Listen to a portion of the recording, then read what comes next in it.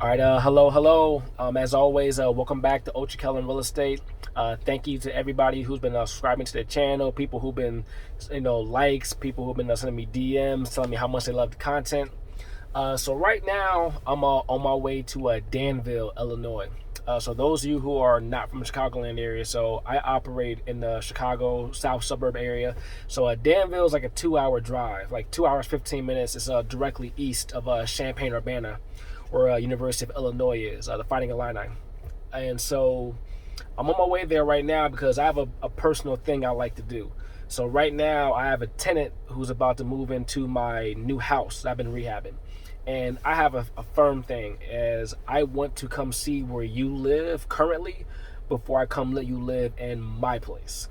And I've been doing this for for pretty much the whole time I've been a landlord. I got this piece of advice, and it's been some pretty sound advice. Not to say that I've had the opportunity to do this every time that I get a new tenant, because I have had tenants from the Catholic charities where sometimes they could be coming from homeless shelters, and sometimes I have had Section 8 tenants who came from shelters as well, just really bad situations. But I advocate all the time that everybody who was a landlord, especially when you're first starting out and maybe you have one property, two property, maybe three properties, and you can't afford to have a bad tenant, especially now because of COVID. It's too hard to get people out. You really need to do your due diligence on people before they move in. And so with Section 8, it's not so much of the due diligence because you're going to get your money. Even a Section 8 person who does pay a decent portion of the rent at the most, they're never going to pay more than half.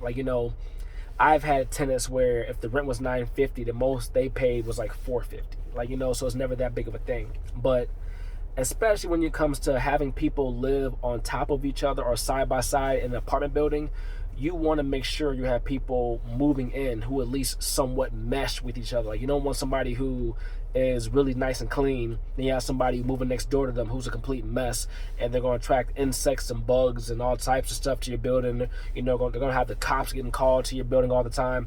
So I'm a firm believer on go see where they live before you come let them live in your place. If they live crazy in their current place, they're gonna come live crazy in your place. It's not 100% guaranteed, but it's pretty much guaranteed that way. I've had the most success with tenants who I've gone to go see where they currently live before they came to live in my place. And I've shared that rule with several people. Actually, pretty much everybody who I know who's ever talked to me about real estate and who's talked to me about getting tenants, I've always said that. Go see where they currently live before they come to live in your place. I have the lease and everything, and also the additional provision part of the lease, and they've already given me a portion of the move-in fee.